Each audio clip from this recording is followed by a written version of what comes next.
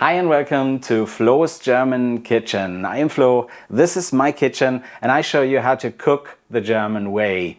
Today we're going to enter the heart of South German cuisine. We are going to prepare Spätzle. And if making pasta is a sacred act to the Italians, making Spätzle is just as sacred to the South Germans. And although they got pretty much the same ingredients, it is still a totally different thing. So what do we need for our Spätzle? First thing is the flour. Actually, some hardcore Spätzle aficionados will tell you you have to take spelt flour to prepare Spätzle, otherwise you will end up in Spätzle hell. And yes, there is some difference in taste and in chewiness if you take spelt flour, but it is really marginal, so I usually take all-purpose wheat flour that's here. You need eggs, you need salt, you need some water to adjust the texture of the dough later, and you can take some nutmeg with it. Nutmeg is optional, but I don't want to go without a good guzzle of beer, so that's mandatory.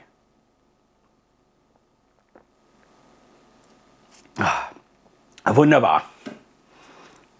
You might probably wonder what these tools are. There is a couple of different ways to prepare Spätzle, and I'm going to explain them to you and I'm going to show you the respective tools later on. But let's first start with preparing the dough. And I'm pretty sure if you have ever seen a video about preparing Spätzle, you will have seen some guy who starts with pouring flour to a bowl.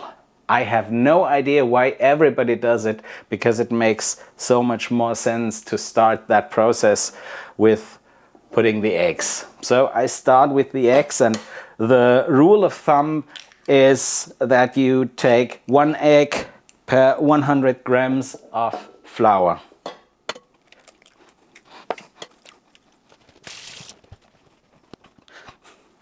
The reason why it makes so much more sense to start with the eggs is first, you can add the salt to the mixture and it's kind of going to dissolve. I have a tablespoon here, but for 3 eggs you take around 1 teaspoon.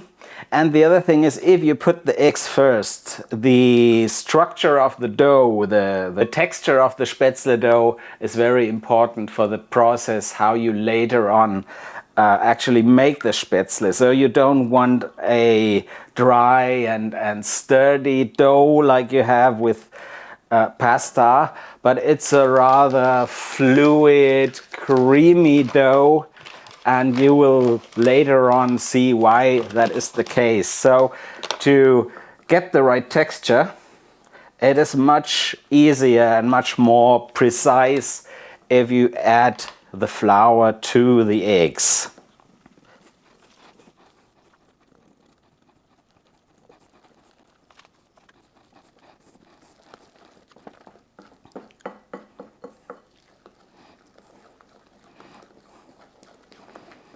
So we're getting pretty close to the right consistency. I'll add a little more flour.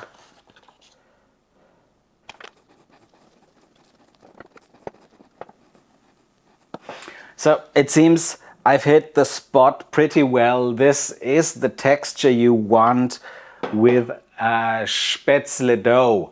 If you do it at home and you realize I've put a little bit too much of flour and the dough is too thick, too sturdy already, that's not a disaster. You can always take a little water to adjust the texture of the dough. And if you have to watch your cholesterol, it's the same. You can replace some of the egg with water. Just don't overdo it, because you need the eggs for the taste and for the consistency. So that dough needs about 10 minutes of rest just to smoothen up a little more, and that gives me time to explain some of these tools to you. First one is the traditional Spätzlebrett. That's really hundreds of years old. That's the way housewives do it. That's the way the farmers' wives did it for hundreds of years. That's more or less just a wooden board and some sort of spatula. The only special thing about it is that it's got a sharpened edge. That's so that if you scrape the spätzle that I'm gonna show you later off the board, it doesn't stick to the edge here. So that's that. So this one is the spätzle press. That comes in pretty handy when you have to do bigger amounts of spätzle. If you take the spätzle board, it can be really tiring if you have to make spätzle for 10 or 15 or more people. So that's the point where I take the spätzle press. Later on, you're gonna see how that works. And this one is another spätzle tool. Actually, I have no idea what this is called. Even in German, I don't know a name for it. If you have an English one, let me know and leave a comment. I'm gonna show that to you later on as well. So these are the tools. If you want to get yourself a spätzle board or a spätzle press, take a look at the links in the video description. There are some affiliate links if you buy the stuff there. It's an easy way to support my channel. So the dough got its rest. I'll set up the stove, bring the water to the boil, and then we actually go into the spätzle making magic. So the water is boiling, everything's prepared. Let's make spätzle. First thing you do with the spätzle board is you dunk it in the water. That's so the dough doesn't stick to the board too hard.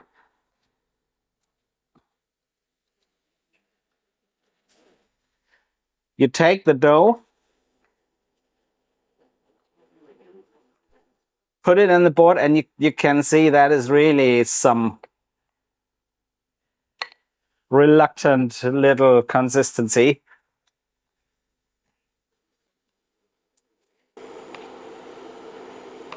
Spread it on the board, and then you start cutting spätzle in the water. So the simple way is to cut it off like one by one. And that's okay, but if you have a bit more practice, what you can do is go quicker and then really shape spätzle like this. That's a bit too thick, but it's got so many crates in the surface and so much more surface for the sauce to stick on. And that's what I like, to have a lot of sauce sticking on my spätzle. So I do it the quick way.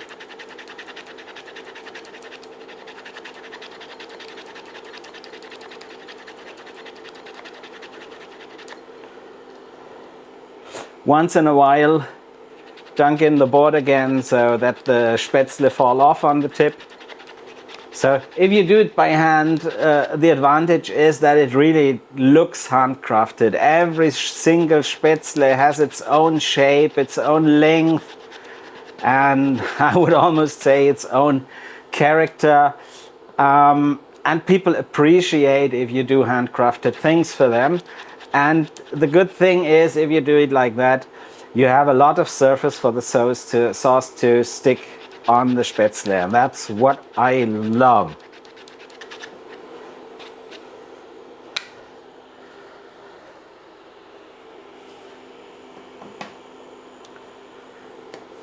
So you can see the spätzle are floating on the surface of the water. So I take them out. Of course, there is salt in the water.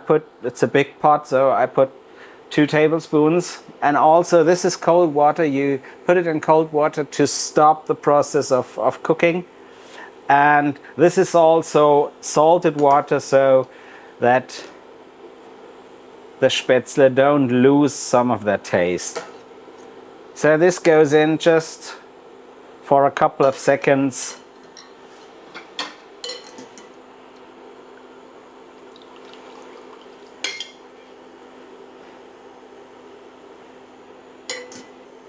So this is the first batch handcrafted with a spätzle board.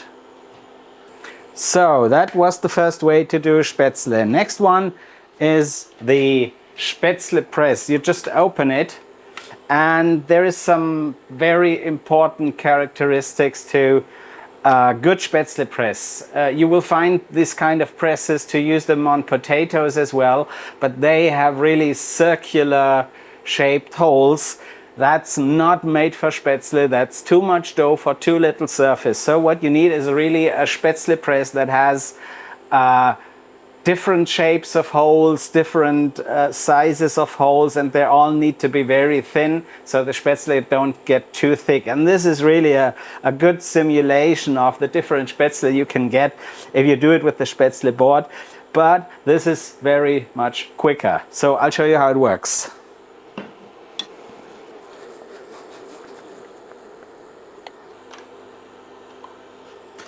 When you press the Spätzle in, don't be too quick.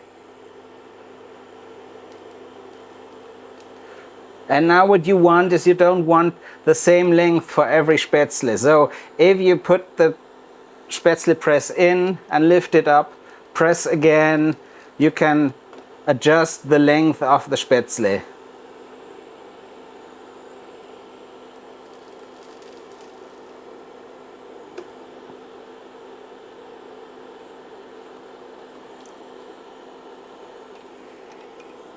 So you see, it is very, very simple. I'll give these a bit of time to cook because usually you say you put in the Spätzle and the moment they start floating they're done. But with the Spätzle press it goes so quick and you can't be sure that they're really done. If you just press them in, they start floating and it's there. So give it a little time, but I think that's enough. It doesn't need to be minutes or something.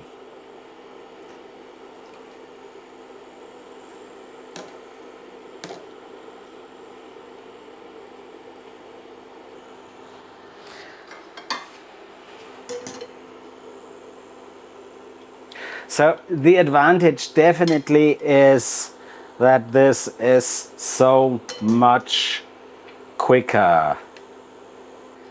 So look at these Spätzle. They look pretty Spätzle-like. They are flat. They have a lot of surface and they're okay. But of course, if you have a closer look, they don't have these many crates and different shapes and that magic that comes with Spätzle that are really handmade with the Spätzle board. So let's get to that thing. I don't have a name for it, but it's supposed to do Spätzle. Let's see what it can do for you. So all you do is you put the Spätzle dough on that plate.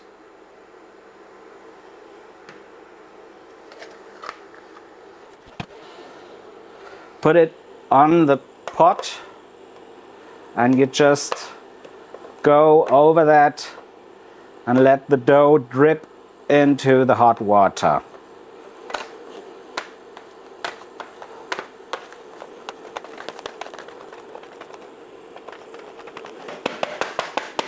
So the dough has disappeared. Let's see what it looks like here. Okay, there is still Spätzle sticking on the thing. Let's give it some time to cook.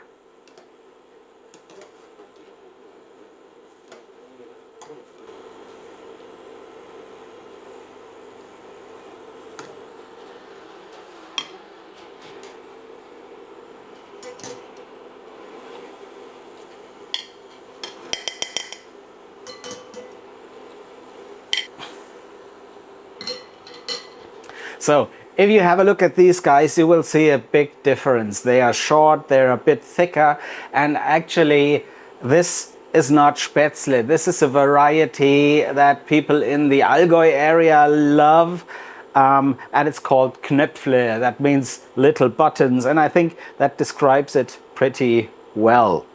So we are done with the Spätzle. I'll clear up the table and then we make a quick comparison again. So here we have three kinds of Spätzle. The ones done by hand with the Spätzle board, I definitely like them most. They have the most surface, they have the most character, they are just unique, every single piece of them. and you can feel that they're handcrafted. Next one is the guys done with the Spätzle press. You can see, yes, they are flat, they got a lot of surface, but they are big, and you can see those are the same, and it's just not that special something that the handmaids with the Spätzle board have, but taste is the same. You can definitely use them. Here we have the Knöpfle. The Knöpfle look different than the others. You can see it. It's not the exact same shape, but they're nice. I mean, look at these. It's got surface. It's, yeah, nice. Taste is the same, pretty chewy, pretty good. I love them. I love them. I love all those three. I definitely like the Spätzle board made the most. I love them so much that I can eat them like that. It's great, but of course it's not what they are made for.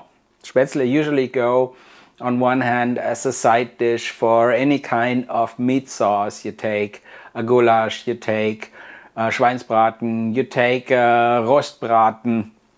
They also go with a very special Swabian dish that I know from my childhood days. It's called Linsen und Spätzle. It's some sort of lentil stew that you eat with Spätzle, with a piece of bacon, with Wiener sausage. Wonderful thing. I'm definitely going to make a video about that. And of course, with these little guys, you can do Allgäuer Kässpätzle, Spätzle with cheese. Actually, you know them in Bavaria as Kassspatzen, in Swabia as Kässpätzle, in Allgäu as Käsknöpfle. That's a very special dish that I'm definitely going to make a video about as well. Most important thing is make your Spätzle, enjoy your Spätzle. If you want any of these varieties, if you want to buy a Spätzle board, if you want to buy a Spätzle press, have a look at the links in the description. Those are affiliate links. If you order something there, you support my channel. Thank you for that. Most important thing is make your Spätzle, enjoy them, enjoy German cuisine, and enjoy German beer. Cheers on Spätzle.